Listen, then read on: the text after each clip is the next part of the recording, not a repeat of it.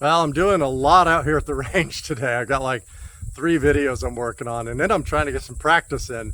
And I thought, I never really show match stages going, so I thought I'd record one of our more challenging stages here. And a lot of people time out on this stage. Now, it's a 2-minute par time. And let me switch this camera around and I'll show you what this is. So, what you're going to do is you're going to basically start on the pipes, the black pipes here, and you'll shoot two positions off the black pipes. I use this position and this position. Then you're going to move over to the rooftop and you're going to shoot 2 shots off of this slant, 2 shots off of the center slant, and then 2 shots off of this left slant. There are a lot of different ways you can shoot this stage, right? Some guys just use a bag right here. That's all they do. They get a bag,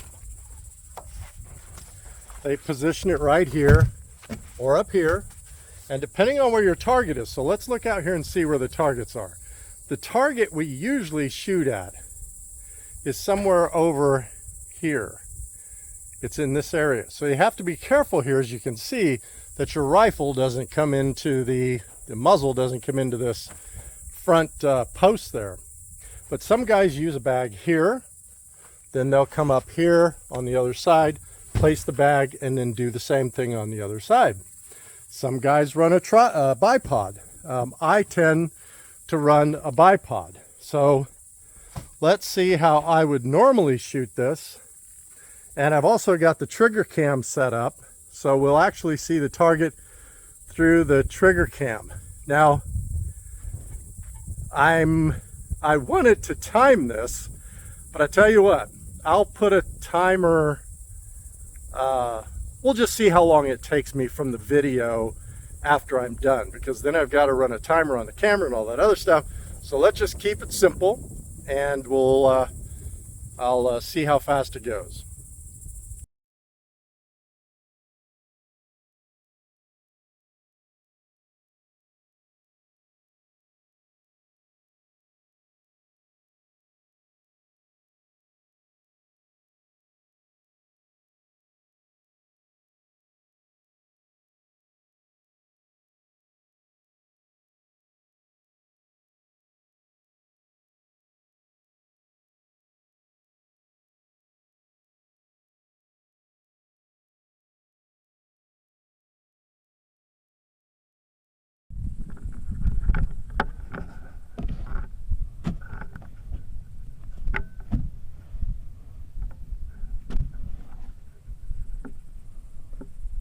Ready? Gun.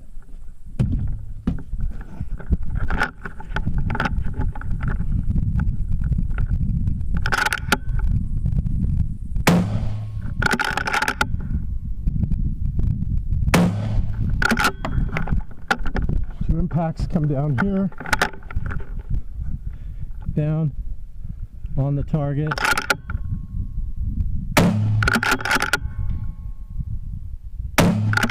A little more time than I wanted. I'll put that in the tripod, bipod. Put that up there. Bring this down here. This up here. I'm on the target.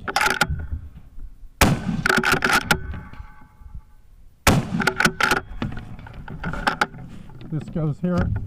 This retracts. This bag creates a knuckle. Rifle. Rear bag, target,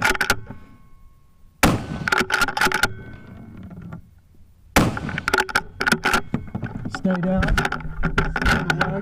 this bag comes over,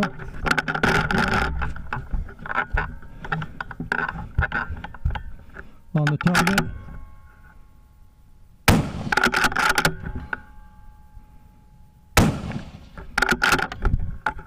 there you go. Whew. A lot of moving. I think I cleaned it, and we'll see what the time is. I think I'm gonna come in at about, with probably 10 to 20 seconds to spare on a 2-minute time.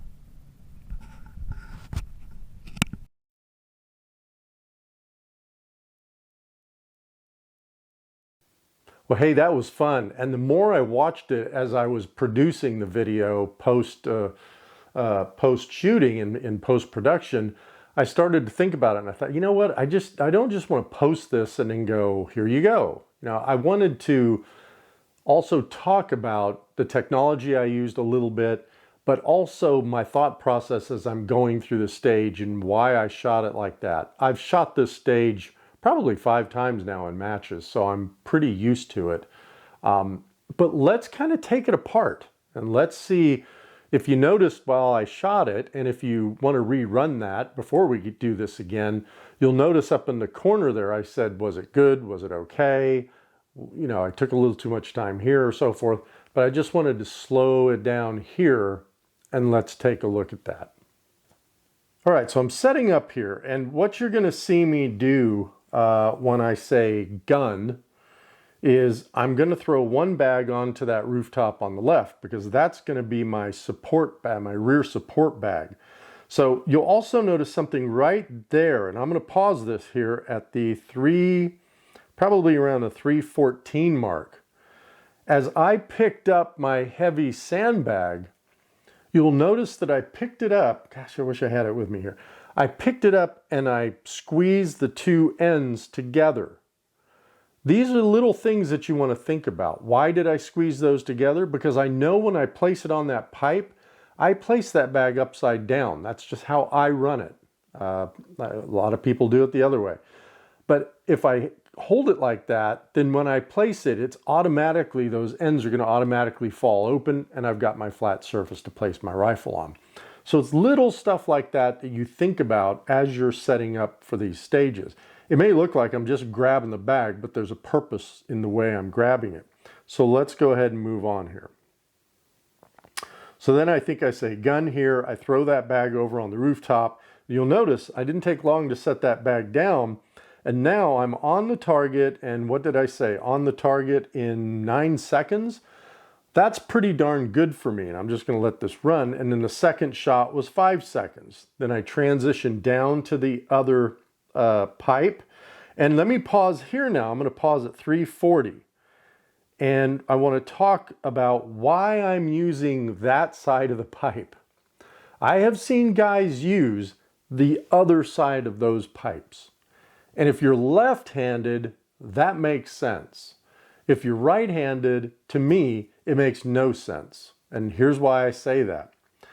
As if you notice here, and you may not be able to see it, I may try to even zoom in, but my hand, this rifle, is right up against the pipe that's here. And I'm actually pushing my scope into that upper pipe, okay? And by doing that, I'm really stabilizing my position. I'm really stabilizing this rifle. And with this hand up there over the scope, pressing down on the scope, that you look at the reticle here. I'll do it. Look at how pretty stable that reticle is. And that's because I'm really stabilizing that rifle using that pipe.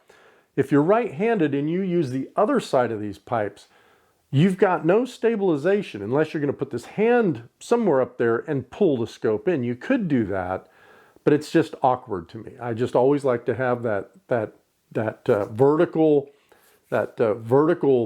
whatever it is, post, pipe, whatever, on the right-hand side. You can just push that scope into it. So there's one thing. Let's move to the next position then. Now in the next position, I had to do a couple things. I had to extend the bipod legs, and I love this bipod. If you didn't see that review, watch it. It's the AccuTac. And then I had to pull the leg down because I'm really running the bipod with this left leg contracted and the right leg fully out. So I can follow the slope of that rooftop. Then I'm moving to the other position. I was a little slow getting into this position. It took me 17 seconds because I kind of screwed around with the bags a little bit there. But I still got in a good shooting position. And my follow-up shots here were really good. I'm really happy with my follow-up shots. 4 seconds, I'm really happy with that. And then on this final Rooftop there. I got down, I was good. Now I'm going to pause it right there at the 4 minute and 43 second mark. And I'm going to look at my position that I'm in. I'm down. My knees are not as far apart as I'd like them to be. When I get in that position, my knees are almost, I'm almost doing the splits. I want that really stable, separated knee position. And then my feet, to me, should be a little closer together. So those are the things that I'm looking at for me anyway. So then I finished the stage, and I finished the stage in 85 seconds. So hey, that's really good. That's far less than the 2 minutes or the 120 seconds that was par for this stage. Now, what's kind of nice about this is I'm getting ready to shoot a different match, and a lot of their par times are 90 seconds. So that tells me that in a stage that's set up like this, I could still complete that stage in under 90 seconds. And there was still about, I'm going to say there was about 10 to 12 seconds in how I ran this that I lost some time. Going from the top of that one pipe to the lower pipe, I lost the target, if you remember. There was 4 seconds. Switching over to the first rooftop, I spent a little time there. There's probably 3 or 4 seconds there. From the right rooftop to the center rooftop, I should really be able to get that down a lot better, and I could probably shave off another 4 seconds there. So that adds up to probably about 11 seconds at least. So another 10 seconds, I should be able to efficiently run this stage. So what I'll do now is go back through this video, and I'll start to look at my movement. Where did I waste time? I know I wasted time between the coming off the pipes onto the rooftop. I even said it, I think, in one of the comments. I wasted like 4 seconds trying to find the target. I started off way over left. And that takes me back to something I always tell myself, especially, but I'll always tell new shooters. And that is, when you place that rifle on the prop, when you place this rifle on the prop, you should be looking at the target, not through the scope. You should be looking at the target, downrange. I see where the target is. I'm still looking at the target. And if you watch some of my other videos, you'll hear me say this. I'm still looking, I'm still looking, I'm still looking, I'm still looking, and now I'm on it, okay? You're always looking and adjusting this rifle to be right in that area when you get down on there. And if you re-watch this video, you'll see where I did that, and you'll see where I didn't do that. So sometimes I don't take my own advice. But anyway, guys, this was such a fun video, and I hope I get some good likes on this, because if you guys like to see stuff like this, I'll do more of it when I'm out there practicing. I'll start putting these things together so we all have an idea of how you might want to shoot some stages. I'm not telling you to shoot this stage this way. I'm telling you what works for me. As I said in the beginning of it, some guys shoot this stage with nothing but a bag. They do not use a bipod, and they clean it. It works fine for them. This way just seems to work better for me. So you need to find the way that's going to work better for you and get proficient at it. This is not the most efficient or fastest way to shoot this stage, right? Honestly, just using a bag is the fastest way, because you don't have to mess with a bipod. I don't have to extend the legs. I don't have to screw with extending both legs from the horizontal to the vertical position. So that's probably some time wasted there, but I'm just telling you, this is what works for me. Well, hey, thanks for watching this one. And I do have a video coming out on the trigger cam. I've got some other videos coming out. I'm doing some load testing with 2 different powders for the 6BRA. So I'm going to be releasing that. What else? I've got a reticle video coming out comparing the 2 reticles on the Zecos. So the zero compromise scopes that I'm running. I have one with the Impact 2, one with the Impact 3, and I'm going to do a video comparing those 2 reticles. Should you use one in 22 versus Centerfire and vice versa? We're going to see. So anyway, and another video on another scope I was going to, but I did not switch to it. So that'll be an interesting video. So again, thanks for watching, and until next time, shoot straight.